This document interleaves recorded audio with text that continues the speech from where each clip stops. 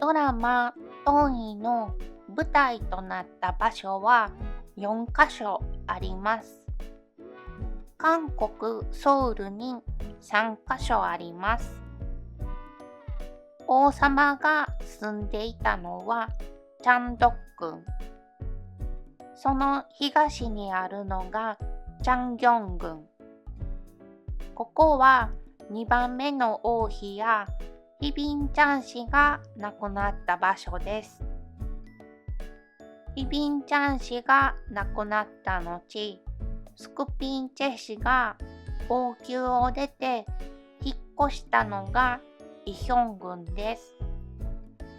イヒョン郡は現存しておらず、おそらくこの辺りではないかと推測される場所はありますが、正確な場所は明らかではないようです。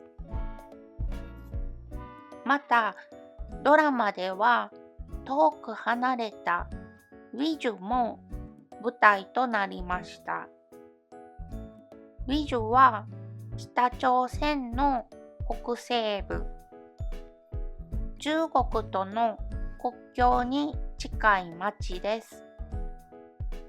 この場所は歴史上の史実とはゆかりのない場所と思われます。王様と王妃のお墓はヌンと呼ばれます。セジャやセジャの聖妃、王様に近い親族のお墓はウォンと呼ばれます。それ以外の王族、側室や廃位された王様のお墓はミョと呼ばれます。王様と王妃のお墓は隣同士や合葬のことが多いですが、側室のお墓は離れた場所となっています。ただし、ハンソン部から約 40km 以内と定められています。スクピンチェ氏はパジュ市のソリョンウォンに埋葬されています。ハンソン部から北へ約 20km ほど離れた場所です。最初はミョでしたが、息子であるヨンジョによりウォンに格上げされました。広い敷地の中にお一人で埋葬されています。これは冷遇されたわけではなく、静かで風水的にも良い場所が選ばれたようです。スクチョンのお墓はホヤン市のソウルンにあります。ソウルンはハンソン部から北西の場所にあります。最初の王妃、2番目の王妃、4番目の王妃のお墓もソウルンにあります。さて、ヒビンチャン氏のお墓ですが、もともとはハンソン部から北のヤンジュ市に葬送されていました。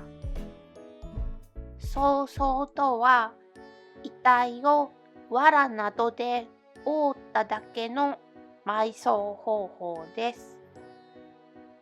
しかし、その場所が不吉であるという理由で、スクチョンはハンソン部から南東に 20km ほどのクァンジュ市に移しました。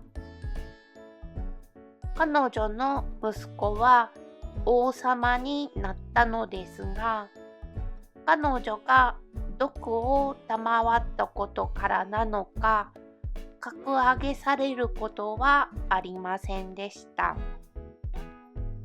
1969年、土地整備を理由に고양시のソウルに移されましたが、同じソウル内でありながら、スクチョンのお墓からは遠い場所に置かれました。Google Earth で場所を確認しましょう。韓国の正式名称は大韓民国です。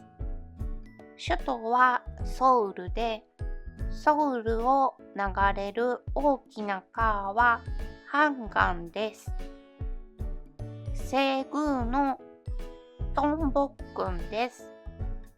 キョンボックンの東にチャンドックンがあります。隣接しているのはチャンギョン郡です。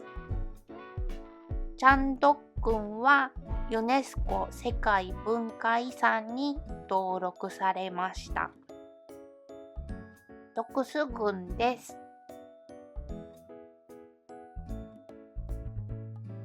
キョンヒ郡です。山の斜面に建てられているのはチャンドッ郡とチャンギョン郡の2つで、あとの3つは平地に建てられた王宮です。北朝鮮のウィジュです。中国との国境に近い町です。この場所は歴史上の史実とはゆかりのない場所と思われます。続いて、登場人物のお墓の場所を確認しましょう。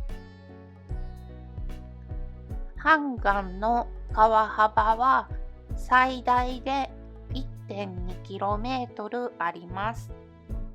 スクチョンの時代の王宮はチャンドックンが主に使われました。고양시のソウルンです。最初の王妃のお墓です。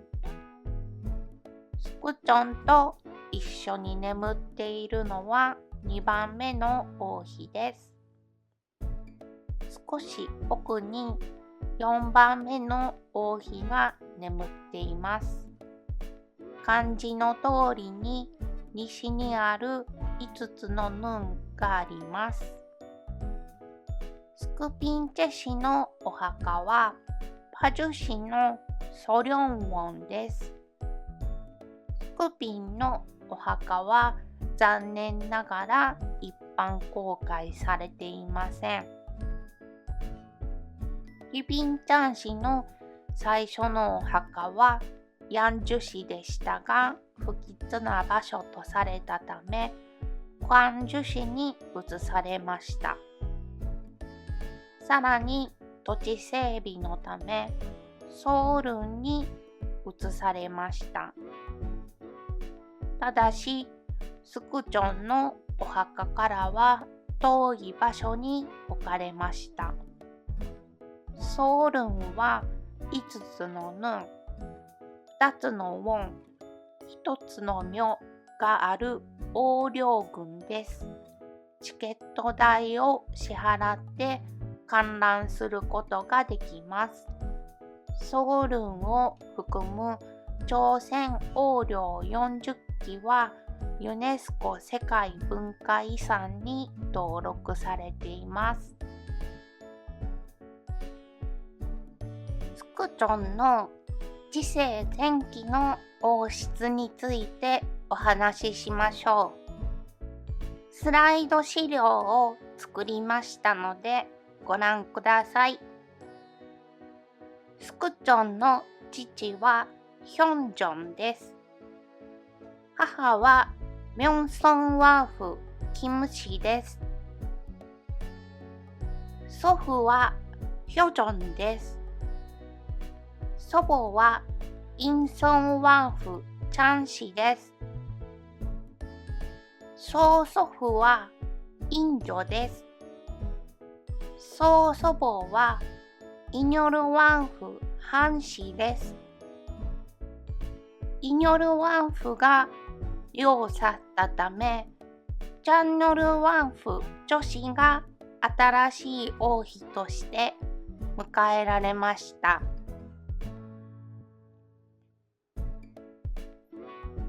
スクチョンの父、ヒョンジョンは政治派閥による激しい意見の対立や国内で発生した飢饉や天災といった問題に直面し、心労に苦しみました。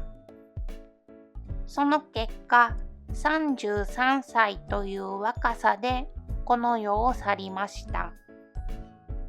また、彼は側室を持たなかった王様として有名です。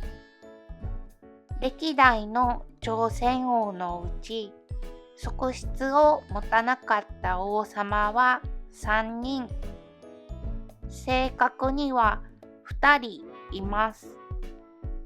他の2人は、ヒビンチャン氏の息子であるキョンジョン、そして大韓帝国第2代皇帝スンジョンです。